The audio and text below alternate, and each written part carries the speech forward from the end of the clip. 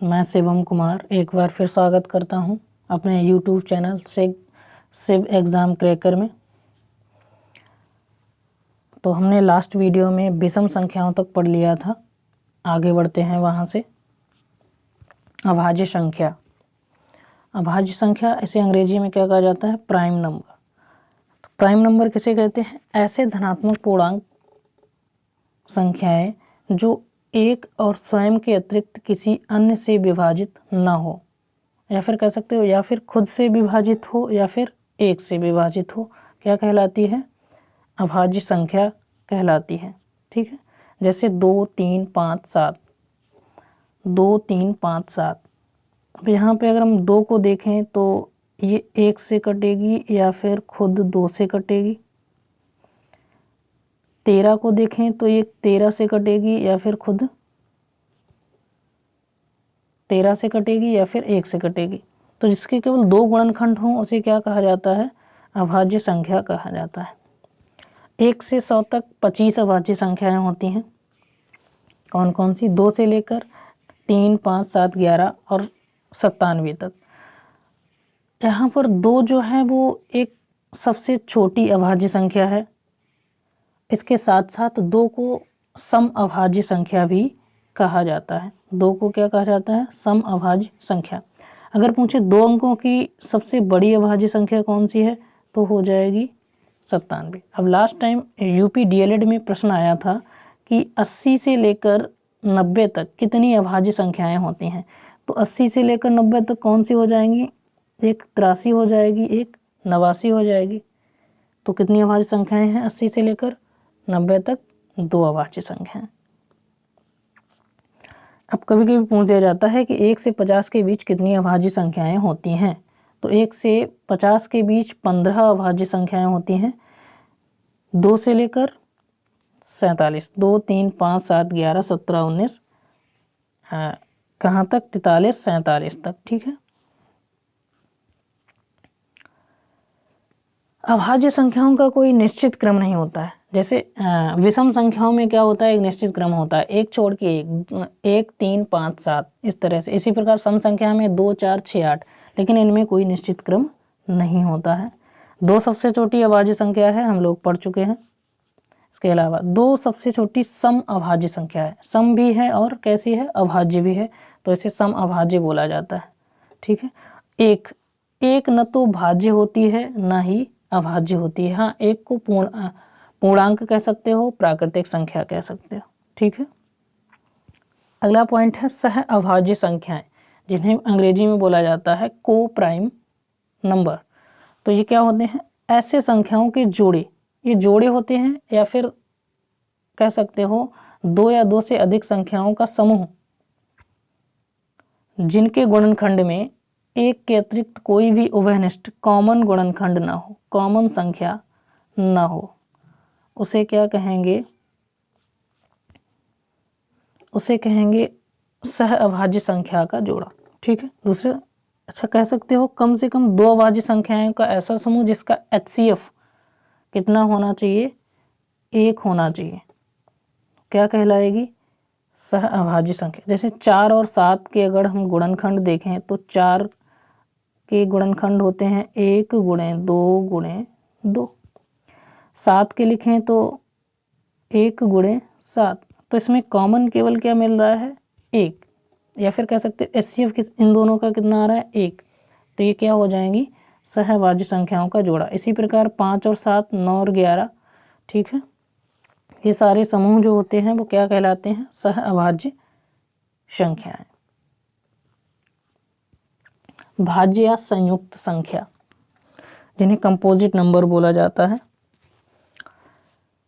तो ये बिल्कुल जो होता है विपरीत होता है। ऐसी संख्याएं अभाज्य संख्याओं के विपरीत होता है। ऐसी संख्याएं जो एक और स्वयं के अतिरिक्त किसी दूसरी संख्या से भी विभाज्य हो जाए उसे क्या कहते हैं? भाज्य संख्या कहते हैं। या फिर कह सकते इसका दूसरा नाम जो है वो है हमारा समग्र संख्या, भी इसे कहा जाता है। ठीक है। तो अगर देखे जाए तो एक न तो भाज्य होती है न अभाज्य, 2 हमारी अभाज्य होती है, 3 अभाज्य होती है, शुरू कहाँ से होगा हमारी भाज्य संख्याओं का? 4 से। 4 के अगर गुणनखंड देखें तो 3 होते हैं, 1 से कटेगी, 2 से कटेगी और खुद 4 से कटेगी। तो ये इसके गुणनखंड कितने हैं? 3 गुणनखंड है। तो ये कैसी है? भाज्य संख्या। ठीक है, 6, 8, 9, 10, 12, 14, 15। तो ये सारी कैसी हैं? भाज्य संख्याएं हैं।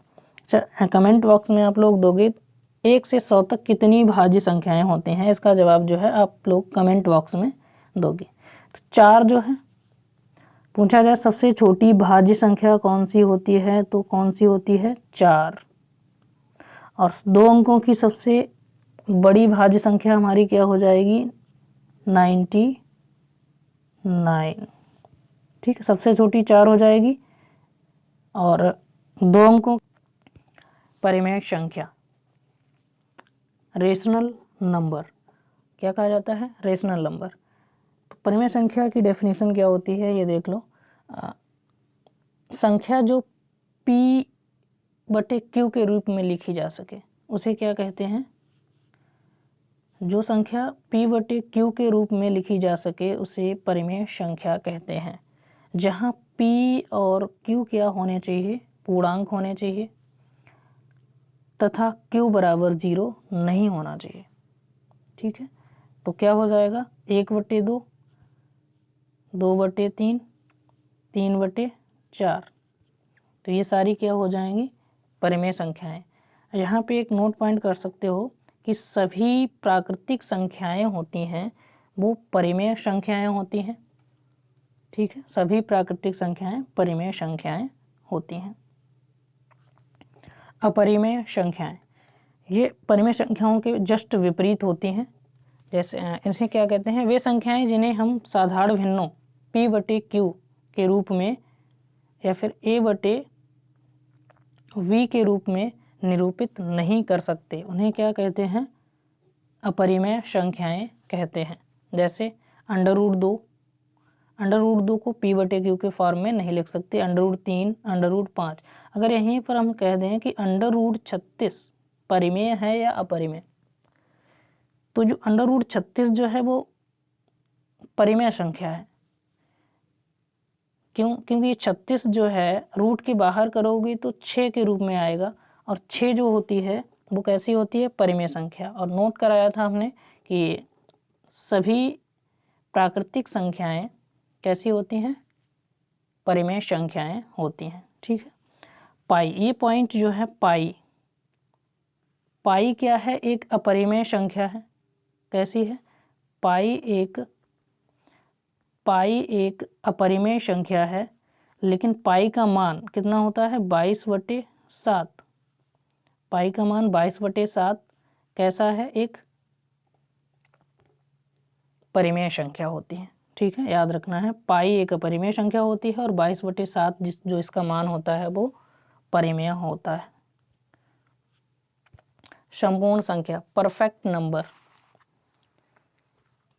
परफेक्ट नंबर क्या होते हैं?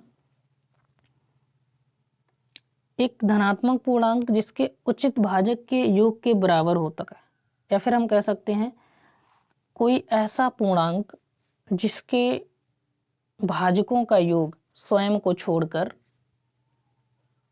उस संख्या के बराबर होना चाहिए। ठीक है, जैसे अगर पूछा जाए सबसे छोटा परफेक्ट नंबर कौन सा है? 6। अब 6 को लेके चलें तो हम 1 से कटेगा, 2 से कटेगा, 6 को लेके चलें तो 1 से कटेगा, 2 से कटेगा और 3 से और खुद 6 से। और हमने कहा है खुद को छोड़कर बाकी संख्याओं को अगर हम योग करें तो आंसर हमारा कितना आ रहा है? 6 आ रहा है। तो वह संख्या जिसके भाजकों का योग स्वयं को छोड़कर उस संख्या के बराबर होना चाहिए संपूर्ण संख्या कहलाती है। क्या कहलाती है? संपूर्ण संख्या या फिर परफेक्ट नंबर कहलाती है। इसके अलावा अन्य पूर्ण संख्याएं जैसे 28 को अगर हम देखें तो ये किससे किससे कटेगी? 1 से, 2 से, 4 से, 7 से, 14 के बाद 28। अब 28 को हमें नहीं जोड़ना है, तो 7 3 10 4 14 14 28, तो इनका योग कितना आ रहा है 28। तो ये कैसी है, संपूर्ण संख्या, परफेक्ट नंबर है। इसके अलावा अगर हम देखें 1 से 100 तक केवल 2 पूर्ण संख्याएं हैं, कौन सी, 6 और 28। ठीक है, अन्य पूर्ण संख्याएं हमें देख लेनी है, 28 होती है, 496 होती है और 8128। तो हमें याद रखना है 6 और 28, कंफर्म याद रखना है कि ये जो है संपूर्ण संख्या, परफेक्ट नंबर होते हैं। इस पर रीजनिंग में भी प्रश्न बनता है और मैथ में भी ऑप्शन में पूछ दिया जाता है, निम्न में से कौन सी अलग है। ठीक है, आगे बढ़ते हैं। वास्तविक संख्याएं क्या कहलाती हैं? वास्तविक संख्याओं में सभी परिमेय संख्याएं, कौन कौन सी, सभी परिमेय संख्याएं, भिन्नात्मक संख्याएं तथा अपरिमेय संख्याएं जैसे √2 शामिल कर लिए जाएं, तो उसे क्या कहेंगे, वास्तविक संख्याएं कहेंगे, रियल नंबर कहेंगे। अंग्रेजी में क्या कहते हैं, रियल नंबर। अर्थात कह सकते हो परिमेय और अपरिमेय संख्याओं के समूह को वास्तविक संख्याएं कहते हैं। ठीक है, 1 4 5 1/2 माइनस √2, ये सारी क्या है, वास्तविक संख्याएं। ठीक है, अवास्तविक संख्याएं किसे कहते हैं? यदि किसी संख्या का वर्ग जो है वो ऋणात्मक संख्या हो, तो ऐसी संख्या क्या कहलाएगी, अवास्तविक संख्याएं। ठीक है, जैसे लिखा है ऑप्शन में हमारे माइनस √3, √3 माइनस √-5, √-3/4, √-7/13। तो ये सारी जो अंडर के अंदर माइनस में संख्याएं लिखी हैं, ये कैसी हो जाएंगी, अवास्तविक संख्या, इमेजिनरी नंबर। ठीक है, तो आज की वीडियो यहीं समाप्त करते हैं। अगर वीडियो पसंद आई हो तो लाइक करो, शेयर कर दो, सब्सक्राइब भी कर लो।